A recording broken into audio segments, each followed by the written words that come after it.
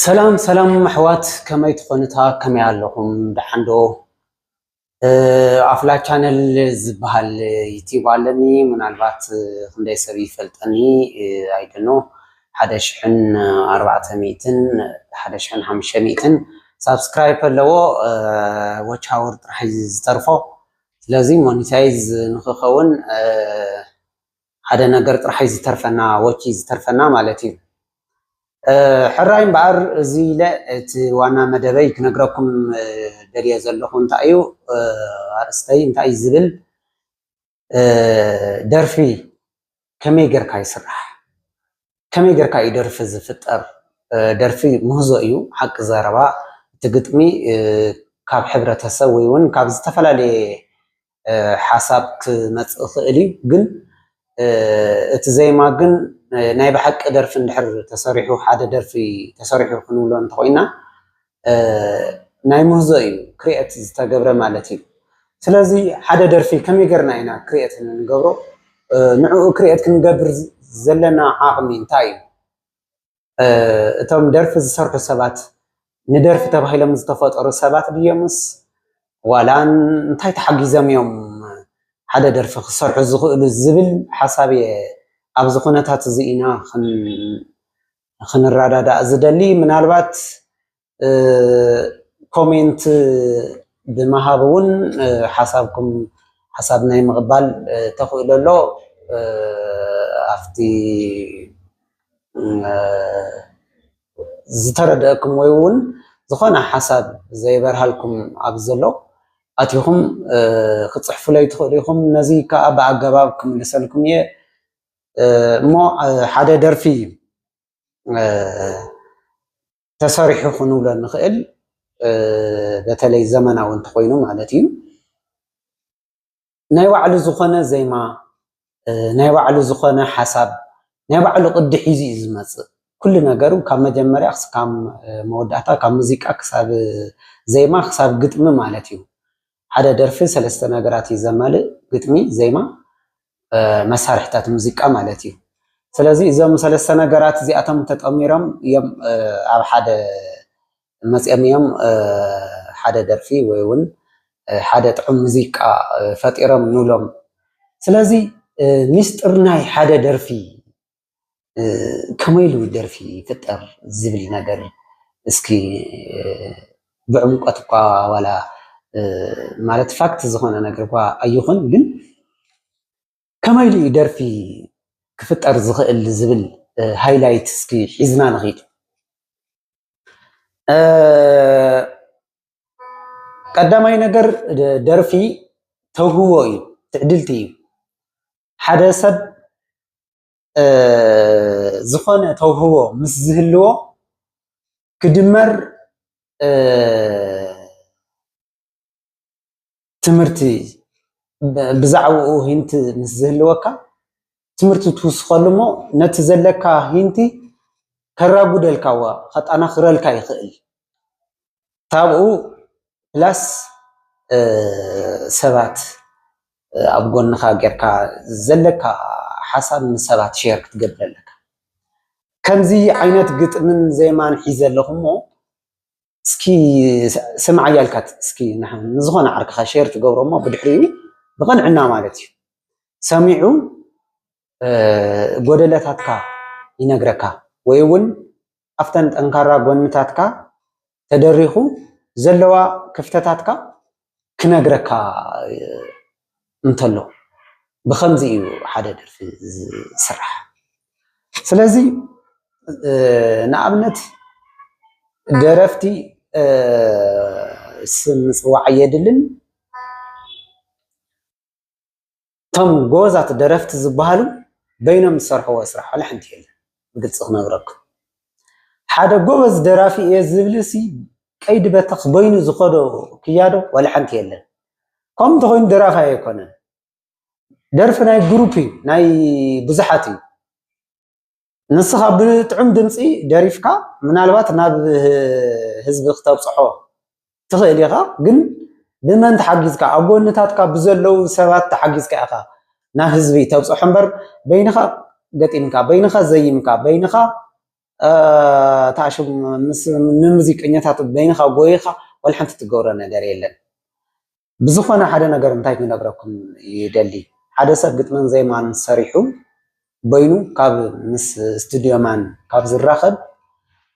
ግጥሚ ታብ ሓደ ሰብ ወሲዱ ዜማውን ታብ ሓደ ሰብ ወሲዱ እቲ ብቕዓት ዘለዎ ሰብ ደራፋይ እየ ዝብለኩም ዘለኹ ከምዚ ገይሩ እንተሰሪሑ ደርፉ ብጣዕሚ ተፈታውነት ይህልዎ ምክንያቱ ንምንታይ እዩ ከምዚ ኮይኑስ እስኪ ንበል ኣብ ኣርትን ሓደ ዜማ ክትሰርሕ ተለኻ ወይ ሓደ ስራሕ ክትሰርሕ ተለኻ ንበል ንዓኻ ዘይረኣየካ ኩርናዕ ኣንግላት ኣሎ ሽዑ ንስኻ እታ ናትካ ኣንግል ሒዝካ ጥራሕ ክትጓዓዝ እንተለኻ ብዙሓት ሽርፍራፋት ጎደለታት ክግምገም እንተሎ ደርፍታትካ ብዙሕ ጎደለ እዩ ዝርከበካ ዋላ 10 ተዓፃፀፋይ ናይ ምድራፍ ተኽእሎ ይሃልወካ ዋላ 10 ናይ ምግጣም ተኽእሎ ይሃልወካ ንዓኻ ዘይተረኣየካ ሓደ ኣንግል ግን ኣሎ ስለዚ ሂስ ክግበር ክኽእል ኣለዎ ብሰባት ክተገምግሞ ክትክእል ኣለካ ክልተ ሰለስተ ሰባት እንተሪኦሞ ካብዞም ክልተ ሰለስተ ሰባት ሰለስተ ዝተፈላለዩ ሓሳባት ትረክብ ካብዚኣቶም ንዓኻ ዋላ ንዓኻ ሓሊፍካዮ ወይ እውን ንዓኻ ዘይተረኣየካ ምንባሩ ትቕበሎ ኢኻ በቃ ኣክሴፕት ትገብሮ ከምዚ ተዘይኮይንካ ትኽክለኛ ሰብ ኣይኮንካ ኖ ኣነ ዝበልክዎ ጥራሓይ ዝኸውን ከምዚ ኣይኮነን እንተኢልካ ዋላ ሓንቲ ምስ ሰባት ትረዳዳእ ትኽእል የለኻን ማለት እዩ ስለዚ እንታይ ትኸውን ኣለኻ ማለት ከይድካ ክትወድቕ ኢኻ ውድቀት እዩ ዝገጥመካ ንደራፋይ ብናተይ ገምጋም ንደራፋይ 50% ዝሕግዞ ስቱድዮማን እዩ ኣቀናባሪኻ ልዑል ቦታ ኣለዎ ኣብ ናትካ ስራሕ ስለዚ ከውፀካን ዘይከውፀካን ዝገብረካ ኣብ ዝኾነ ቦታ ከብፅሐካ ዝኽእል ስቱድዮማን እዩ ሽሙ ፅራሕ ኣየድልን ኢለኩም እዮም ሓደ ኣነ ዝፈልጦ ኣቀናባራይ እዩ ሓደ እውን ኣነ ዝፈልጦ ጎበዝ ደራፋይ እዩ ሽሙ ተዝነግረኩም ትፈልጥዎ ሓንቲ ደርፊ እቲ ደራፋይ ብሂወት የለን ሓንቲ ደርፊ ኣብ መወዳእታ ኣብ ስቱድዮ ገዲፍዋ እታ ደርፊ ሳምፕል ጥራሕ ኣይኮነትን ኣቲዋ እዩ ናይ መጨረሻ ድምፂ ማስተር ኣቲዋ እዩ ድምፂ እቲ ስቱድዮማን ተቀናባራይ ግን ይቕሬታ ግበሩለይ ናይ ብሓቂ ድኹም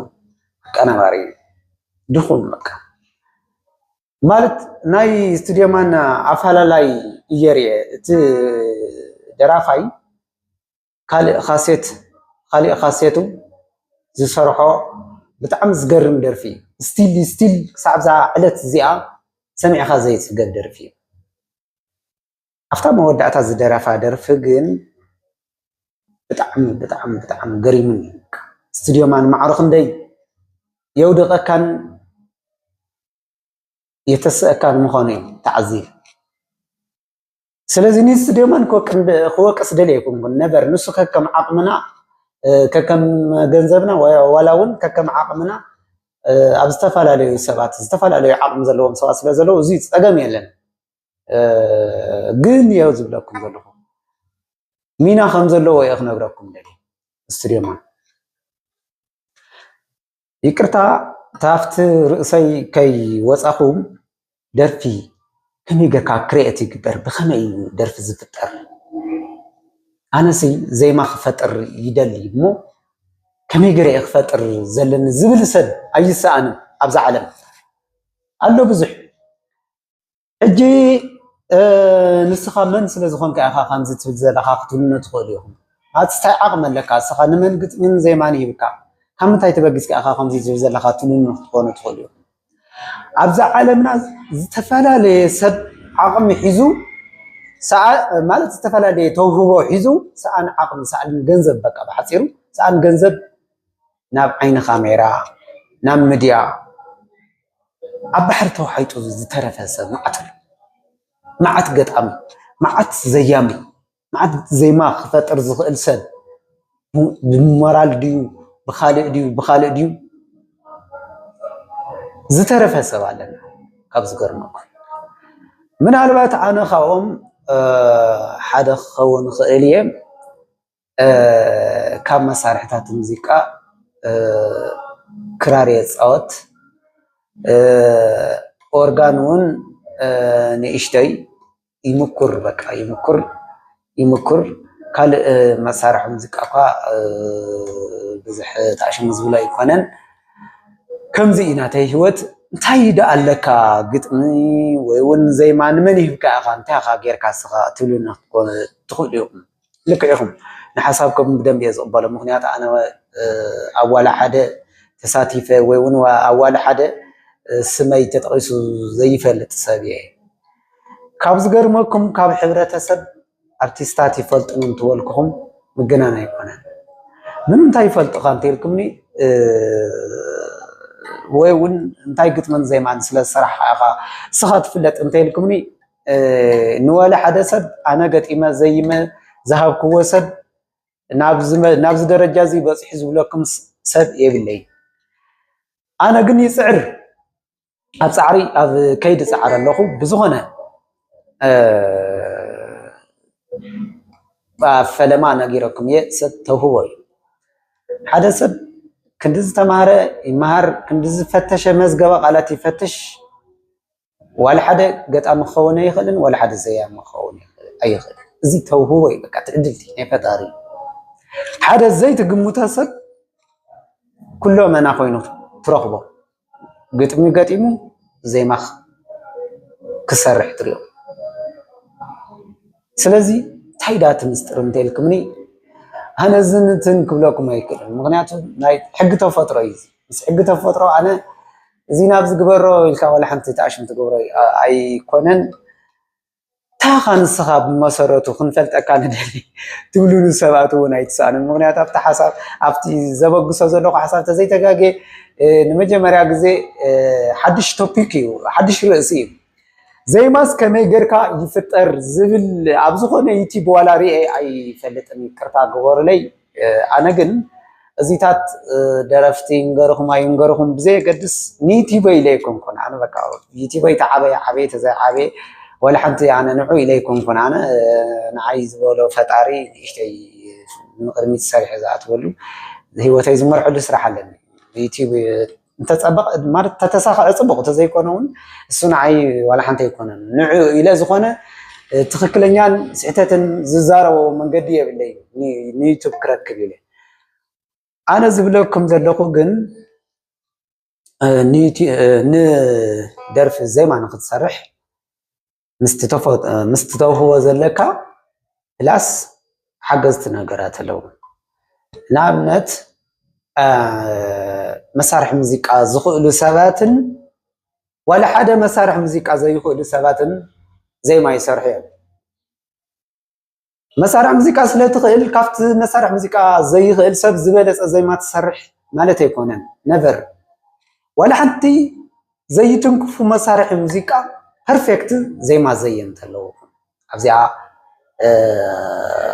ሓደ ሹም ሰብ ክጠቅስ ኣይትቀየሙለይ ፈታውየይን ዓርከይን እውን ስለ ዝኾነ ምስግና ገብረ ሚካኤል መሳርሒ ሙዚቃ ኣይፃወትን ካብኡ ንላዕሊ ግጥምን ዘይማን ዝሰርሕ ሰብ የለን ተውህቦ እዩ ትዕድልቲ ምስግና ገብረ ሚካኤል ንባዕሉ ጥራሕ ዘይኮነ ንሰባት ግጥምን ዘይማን ሰርሑ ብምሃብ እውን ዝያዳ ይፍለጥ ምስጌ ጥዑም ሰብ እዩ ኣብ ኣይዶል ንሰባት ትርር ኢሉ ክዛረብ ትሪእዎ ትኾኑ ምስጌ ቅንዕና ይትኸም ዘዘራርቦ ንዓኻ ኣብ ፅቡቕ ደረጃ ክትበፅሕ ይደሊ ምስግና ከም ምስግና ትክክለኛ ኣርቲስት የለን ግልፂ ክነግረኩም ታዘላናትካ ፋክትሊ ዝነግረካ በቃ ድኽመትካን ጠንካራ ጎንኻን ከፍ ኣቢሉ የቕርበልካ ብድሕሪኡ እታ ትወስዳ ማለት እዩ ስለዚ ምስጌ ይፈልጥ ኣነ ኣብ ሓደ ቦታ ከቢብና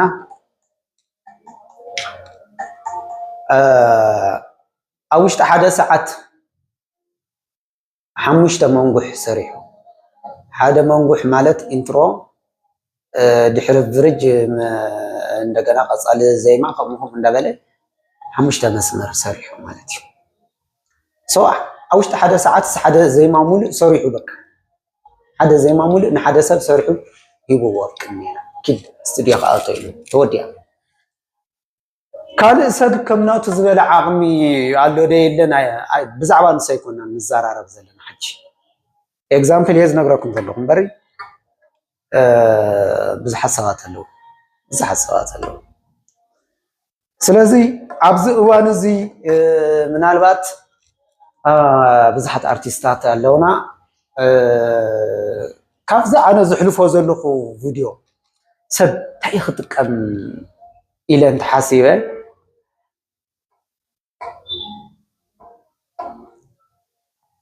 ንሓደ ዜማ ዝፈጥር ሰብ እስኪ ደሓን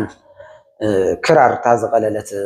መሳርሒ ሙዚቃ ብቐረባ ክትርከብ ትኽእል ማለት እየ ቀላል ምልማዳ ቀላል ማለት ኣይኮነን ኣብ በቐረባ ክትርከብ ትኽእል እስኪ ክራር ሒዝኩም መክሩ ዘይማ ክትምክሩ ተለኻ ምስ ሰብ ኮይንካ እውን ይስራሕ እዩ በይንኻ ኮይንካ እውን ይስራሕ እዩ ዝኾነ ዓይነት ደረት ክንገብረሉ የብልናን ዝኾነ ዓይነት ደረት ክንገብረሉ የብልናን ምስ ሰብ ተኮይነ ኣድህቦ ይከፋፈል ዝበሃል ነገር ክህሉ የብሉ ኣነ ውሽጥኻ ስምዒት ኢኻ ተንብብ ብዘየገድስ ክራር ሒዝና ንምንታይ ንመርፅ እንተልኩም ይሕግዘና እዩ እንታይ ሕግዘና ይመስለኩም ሓደ ዘይማ ምስ እንፈጥሮ ብክራር ንሃርሞ እሞ ሽዑ ትክክለኛ ምዃነት ዘይማ ባዕላታ ክራር ኣብ መስመር ተጥዎ ኣብ ቦስቶ ተጥዎ ማለት እዩ ብድሕሪኡ ትሰራሕናዮ ዜማ ልክዕ እዩ ማለት እዩ ስለዚ ዋላ ስቱድዮ ከይድና ንኦርጋኒስት እንተይብና ድምፅና እንተይብናዮሲ ሰሚዑ ንዓና ቀጥታ እታ ዘይማስ ቀጥታ ቦታ ኣትሕዘላ ንኸይድ ናብታ ካልአይቲ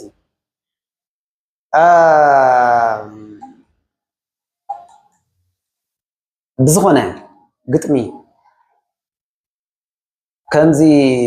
ሰብ ዝዛረቦ እንድዩ እንታይ ግጥሚ ገለመለ ዝብሉ ሰባት ኣሎ ኣነ ግጥሚ ብጣዕሚ ካብ ዝምስጠኒ ካብ ሓደ ደርፊ ግጥሚ ኢና ዝምስጠኒ ዘይማ እውን ጥዑም እዩ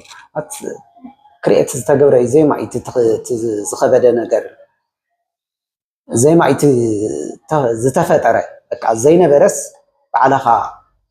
ዝፈጠርካዮ ዘይማ እዩ ክሪኤት ተገይሩ ክንብሎ ንኽእል ካብኡ ንላዕሊ ፈታኒ ግን ግጥሚ እዩ ምክንያቱ ዘይማ ክሪኤት ገይርካዮ ብክራር ቸክ ገይርካዮ ኣለኻ ግጥሚ ግን እንዳኸድካ ብስምዒት ካብ መስመር ትወፅእ እዚ ብዛዕባ ምፍልላይ ግጥሚ እንዳገጠምካ እንዳሃለኻስ ሸተት ኢልካ ዝኾነ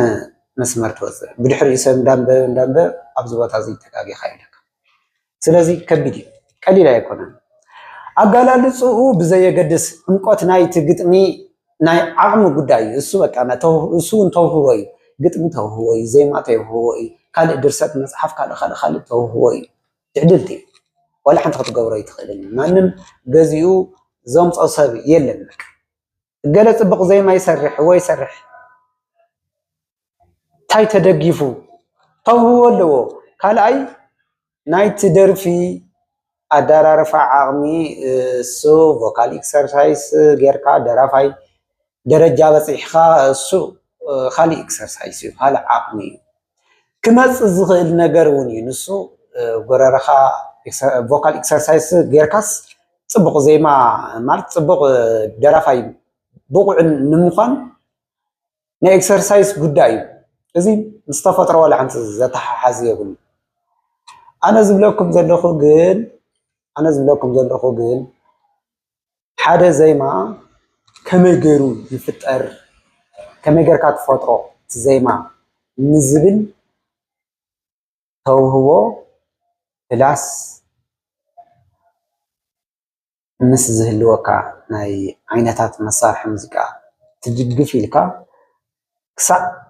ናብ ስቱድዮ ማን ተብፅሓ እታ ዘይማ ምስ ፈጠርካያ ከይትጠፍአካ ኳስ ብሞባይል ሪከርድ ሒዝካ ተናይ መጀመርያ ሒዝካ ካልእ ክትሓስብ ሪከርድ ተጌርካያ እዩ ተናይ መጀመርያ ዘይማ ኣብ ርእስኻ እንዳሃለወት ካልእ ክትሓስብ ተይልካ ነታ ካልአይቲ ዘይማ ክትሰርሕ ክትብል ተናይ መጀመርያ ዘይማ ኢኻ ትስእና ማለት እዩ ስለዚ ሪከርድ እንዳገበርና ምኻድ እዚ ልሙድ ኮይኑ እዚ ወላ ሓንቲ ካብ ናይ ቀደም ኣማፃፅኣናስ ሎሚ ኣብዚ ሕዚ ደረጃ ኣለና እንዳኸድና እኳ መንገድስ ንውሽጥና ንሓስብ ሞ ዝኾነ ዜማ ይመፀልና ሞ ብድሕሪኡ ልክዕ ብሞባይልና እስኪ እዛ ዜማ ክጥዕም ኢልካስ ትደርፋ ሞ ብድሕሪኡ ሴቭ ጌርካ ትሕዛ ሽዑ ትሰምዓ ሞ ደጋጊምካ ነታ ዜማ ትመልካ ኣለኻ ማለት እዩ ብድሕሪኡ ደንበኛ ደርፊ ይኸውን ኣሎ ማለት እዩ ስለዚ እዚ ግን ክብለኩም ከለኹ ኣቀራርፃ ናይቲ ወይ እውን ኣተሓዛ ናይቲ ቻፕተር ናይቲ ደርፊ ዘይኮንኩ ክነግረኩም ደልየ ከመይ ገርና ዜማ ክሪኤት ንገብር ዝብል ግን ካብ ናይ ዝኾነ ሰብ ደራፊ ወፃኢ ስቂልና እስኪ ብክራርና ንበል ንወቅዕ ሞ ስኢልና ዝኾነ ዜማ ነንጎርጉር እሞኒ ብድሕሪኡ ዝኾነ ሓደ ዜማ ውክፍ ይብለና ድሓርዛ ዜማ ሓዳሽ እያ ሓቀዶ ዝኾነ ሰበስ ኣይደረፋን እዩ ሓዳሽ ትመስል እስኪ ኢልካ ደግም ኣቢልካ ብድሕሪኡ ከምቲ ዝበልኩኹም ሪከርድ ጌርኩም ትሕዝዋ ብድሕሪኡ ትኸይድ ናፍታ ካልአይቲ ናፍታ ሳልሰይቲ ናብ ረብዓይቲ ሓሙሽተ ዜማ የድሊ ተኮይኑ 6-7 ዜማ ኣብ ሓደ ጠሚርካ ደርፊ ሙሉእ ምግባር ኣብ መንጎ ናይ ሙዚቃ ፓርት ኣሎ እሱ ብዘየገድስ ንስቱድዮማን ይጭነቆ እዝታት እዩ ስለዚ ብከምዚ እዩ ደርፊ ዝፍጠር ኔክስት እንታይ ክንገብር ኢና ይመስለኩም ሓደ ኣይድያ ሓደ ሓሳብ ከምፀልኩም እየ ሓደ ሓሳብ ምስ ኣምፃእኹም ብድሕሪኡ በቲ ሓሳብ ንሱ ግጥሚ ክገጥም እየ ግጥሚ ክገጥም ገጢምካ ምዝያም ድዩ ትዝቐለለ ወይ ዘይምካ ምግጣም ድዩ ትዝቐለለ ሓደ ግዜ ይቅርታ ግበረለይ ሕጂ እውን ናይ ሰብ ሽም ማት ብሕማቕ ስለ ዘይኮነ ብፅቡቅ ስለ ዝኾነ ተልዕልኮ ወላ ሓንቲ ፀገም የብሉ ገጣሚ ውቅያኖስ ጉዕሽ እኒ ኣቀናባሪ በረከት ወልዱሲ ዘይማ ይሰደለይ ሞ ብድሕሪኡ ኣነ ኣብ ልዕሊኡ ግጥሚ ይገጥሙ ሞ ብድሕሪኡ እንድትደልዮ ግጥሚ ኣይትገጥምን ኢኻ ምክንያቱ ዘይማስ ይድርተካ እዩ ነይሩ ብጣዕሚ ሓቂ ፋክት ዝኾነ ነገር ብጣዕሚ ተቐበልክዎ ኣክሴፕት ዝገበርክዎ ነገር ማለት እዩ ስለዚ ዘይማ ንቀደም ተሰሪሑ ኣብ ልዕሊኡ ግጥሚ ክትገጥም ትኽእል ኢኻ ግጥሚ ገጢምካ እውን ኣብ ልዕሊኡ ዘይማ ክሰርሕ ትኽእል ኢኻ ግጥምን ዘይማን ብሓንሳብ እንዳሰራሕካዮ ብሓደ ግዜ ክትከይድ እውን ትኽእል ኢኻ ሰለስተ ኣካይዳ እዩ ዘሎ ንቀደም ግጥሚ ካብ ሰብ ተቐቢልካ ዘይማ ትሰርሐሉ ትኽእል ኢኻ ዘይማ ሰሪሕካ በታ ዘይማ እንዳሰማዕካ እውን ግጥሚ ትገጥም ትኽእል ኢኻ እንዳገጠምካ እንዳዘየምካ ብሓደ እውን ትኸይድ ትኽእል ኢኻ ሰለስተ ኣካይዳ ናይ ደርፊ ኣሰራርሓ እዩ ዘሎ ስለዚ ሰለስቲኡ ድማኒ ዝተፈላለየ ጥቕምን ዝተፈላለየ ጉድኣትን ኣለዎ ንኣብነት ግጥሚ ካብ ሰብ እንተገዚአ ንሓደ ዘየማ ይሃቦ እንተኢለ እዩ ፅቡቅ ከም ምስራሕ ክሰርሖ እዩ ግን ትተፅዕኖ ክነግረኩም ነቲ ዘይማ ተፅዕኖ ዝነግረኩም ዘለኹም እቲ ግጥሚ መጀመርያ እንተተገጢሙ እቲ ገጣማይ ብሙሉእ ፓወሩ ኣብኡ ዕሪፉ ይገጥም ነፃ ኮይኑ ይገጥም እሞኒ ብድሕሪኡ ሓይሊ ናይቲ ግጥሚ ክንዲ በቃ ልዑል እዩ ልዑል መልእኽቲ ኣለዎ ክንዲ ዝድለ ሓይሊ ኣለዎ ናይቲ ግጥሚ ናፍቲ ዘይማ እንተኸይድና ግን ነቲ ዝተገጠመ ግጥሚ ምክንያቱ ንውሓት ናይቲ መስመር ናይቲ ግጥሚ ክንዲ ድሌትካ ፍሊክስል ወይ ከዓ ክትተዓፃፀፍ ኣይሕግዘካን እታ ግጥሚ ከይተሓፀረካ ወይ እውን ከይትነውሐካ ንዓኣ ትመልእ ዘይማ ኢኻ ትኸይድ ሕዚ እንታይ ይፈጥረልካ ኣሎ ንዓኻ ኣብ ዘይማ ተፅዕኖ ይፈጥር ኣሎ በንፃሩ ድማ ዘይማ ተሰሪሑ መፂኡስ ነዛ ዘይማ نايزا زي ما نوحات لك عقا قطم تسرح مسكا أب قطم خا تسعنا يفتر الكهل حصر بزبال يأذن أقرأكم ذلك إذا تسعنا يفتر الكهل قطم زيمان بحد قطم زيمان بحنسابات أمريكا مخدك هاي تسعنا لو تلكم نين أبزو خونتات زي تسعنا يبلن بتلي مس جمعها مس كما خذا أمسول سبات كوين كات صرحة كوين كات زخون عين تسعنا يبل بتعمل صبغ زي ما هون شعوذ مسألة زي ما حسكا بدحريو تقطمون أقات أم ولا أقات أماي مسافة كوينون أون نايزي زي ما كيلات هاليكا بلاس مسارح مزيك أنت ليكا بتلي نقدمي تنغرس كات خيد أنت كوين كات بتعمل تسبغ أسرحيهم كالت سبات هنا لو تعذبتي نايت قطمي حيلي نرايو نايت زي ما حيلون نرايو إذا زغنا سبب زغنا درافي درف مسرح أبي وخي مسلك نايت درف بقعات يهلو ودو أيو درف خان مسرح زغنا سب ولا تزي سرحة أو أرت زول سب درفي مكر خيلي جن كندا يناي حيل اللي تدرفسي يسمع دوا أفزمت تقبلنا يهلو ودو زبلي سقاتي بزغنا كتسق يبل كان عندي خاطر مكر خازن لك يحمق يسبق أبدرفي من سبق من حمق ولا حد زفلت النجار يلين نسخة تتكالك تقتم تتكالك تزين كنت زكالك تسبق موسيقى زبهل يوهاد كنت زكالك تعصص إفكات تدرفو بدحريو أبهزبي تقبلنا تكهلون زي كهلون وزبي أقاطعني كنديت عاني نوم زي درف زي وحجي ولقى حد سبات كامل بسون كسر حتى لهم زدرف زي وحجي زولخا سبات هلو وحجدي هو أولادي زي قدس أب حزب المصير تقبلنا ترخي بدو أي رخبني وانا نقرمبر سلا زنا أدكايون سلا زين أدكايون والحنتي سيكونن زي حد سبات تسفى قريص كلا زي تاي منكسم عنيري قلا زودا قم زبال نقر يلن تصاريحو كودا خخيل له خلق خيل له فن له اب انترتينمنت كلق له بدحريو وزبي كفتخل كافت زغمت كاين لعل خوينو كترخو تخيل يخا تبتعم صبغ زول كايون كيتسن اختر في غيري سلازي كم زيتات بزح سبات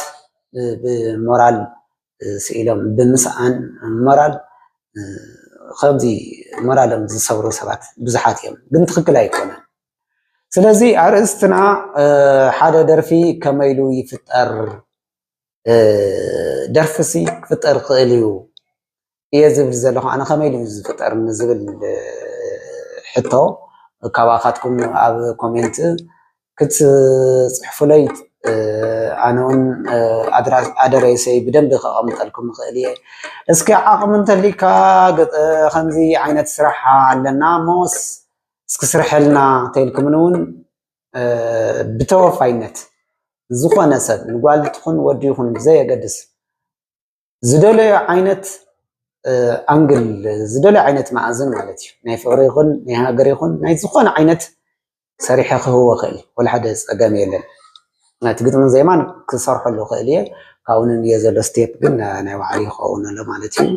أبزخوة تاسزي قل بنسع نزخوة نسب قلت من زمان هو خلال سلك قصري كقمت الكمية ترى كنت زوزنا تخليهم كسرح لكم خليهم زخون السب تاي بخمي ما استعاقم اللي كايو زبد سبعي ساعة تعاقمي أنا سلا زفلت زي فلت أنا يكونن أفتي نبلوكم زلنا سرح أفت عودة سرح مستراخنا بدحريو تاي زمثل زي ما تصريحه تاي زمثل لقيت متقات إمو سمع خاخان حدثت تلك عمر بقدامه وتري تصر أينزل ناي بحق خنا لكم أب أرتد بتلاقي بقى أب أرتد زي تقوموا سب رزين سبالو ناي بحق بقى عمي حساب زلوا سبالو ناي بعلو أنقل ناي بعلو كرنا حيزو زخيد سبالو سلازي سب فتشوا استفعلوا سباتها أقامات له ስለዚህ ሓደ ኣቀናባርሲ ትራክ ጥዑም ትራክ ንምርካብስ ኦርጋን ሕብር የብላሞ ብድሕሪኡ ኣጋጣሚ ኮይኑ ሓንቲ ጥዕምቲ ትራክ ይረክብ እሞ እዛ ትራክ እዚኣ ዝተመችያኒ ኣብዚኣ ደኮርዲ ክኣትዋ ወይ እውን ዝኾነ ኣብዚኣ ሲ ፅቡቕ ቦታ እናእተኹ ከት ገይረ ተእተኽዋስ ጥዕምቲ ከምዚ ዓይነት እዩ ብዝኾነ ሂወተይ ብምልኡ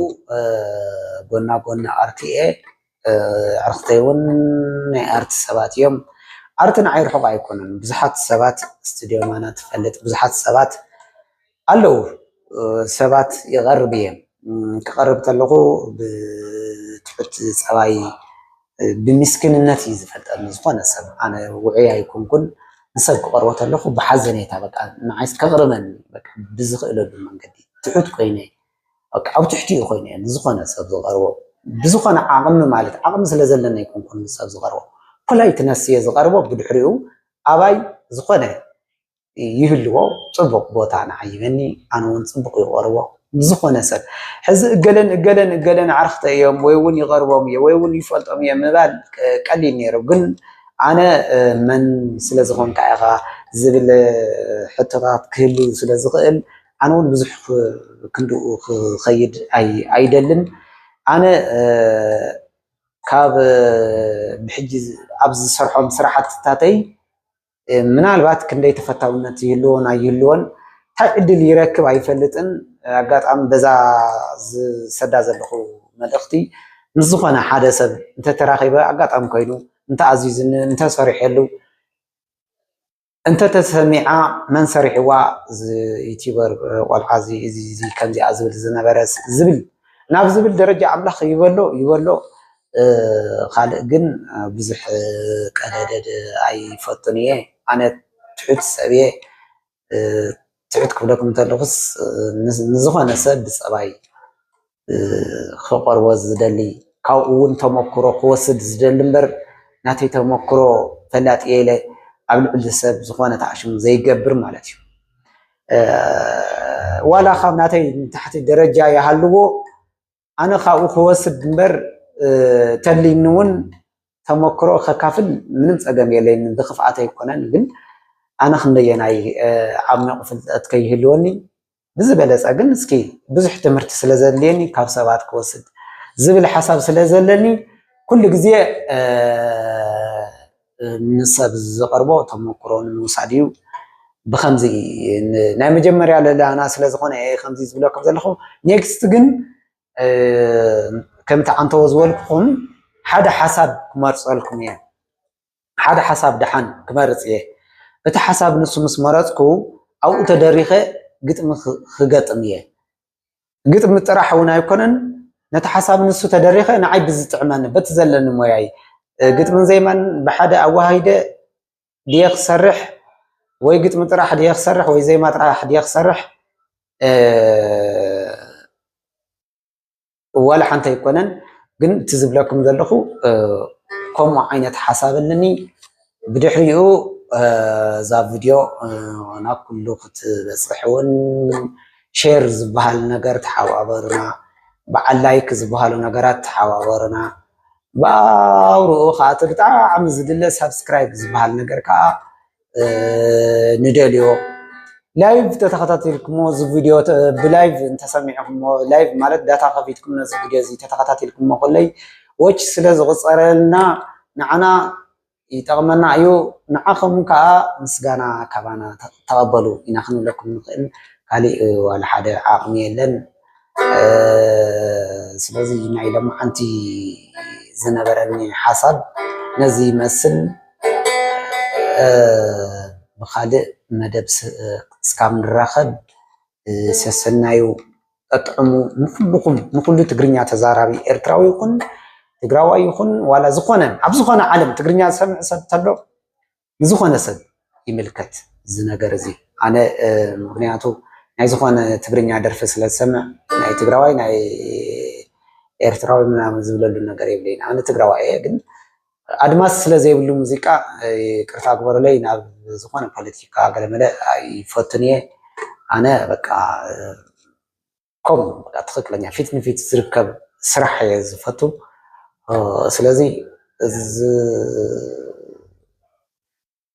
ዘይኮነ ነገር ክብል ኣይደልን እንታይ ደኣ ከዳ ትኽእል ቁሩብ ክታብ ክራር እንተይልኩምኒ ናይ መጨረሻ ሓንቲ 5 ሰከንድ ትኸውን ከስምዓኩም ምናልባት ሲልካ ዲኻ ትዕፍነና ዘለኻ ከይትብሉኒ ይኽእል ምዃኑ ቸክ ንምግባር እምበር ይቅርታ ገበረ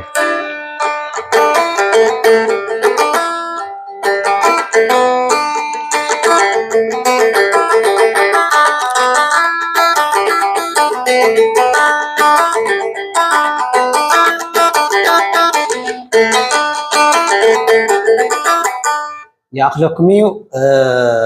كرار سول قنيتي عرقانيا زلا بوزيشن كن لما مد نسعر لنا ونا يكونن توسنو مجرات خيليه بزعوا مجرات كرار سخالي مدب حزنا خلمص جي بزعوات كرار تمرتخ هو كما يكون كن مسيا زلخو انا زي ما خمي كم زفطر لما انتي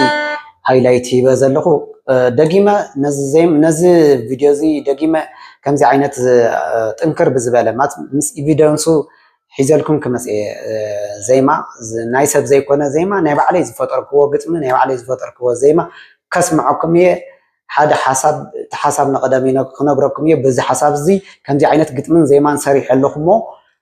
سمعوا وكلكم يه بدحريو زي كم زي غير فطيره لخص كنسكم كنت هيك صراحه تخلو زبل አጋጣም زي ما زي نسب زي هاوكا ينتخنكا انا وسيد خدرفو هبن زبلن نسب تلون وصدو يمالسو بزح كفا يكون انا لواهي يغنيلنا زربا بزحلكم سسنا يتطعمو دك عدي دك تجرنيا تزاربت كلها تجراوي ارتراون كلها ابزخون عالم زلخا يمچخا انا نايزخون زلخني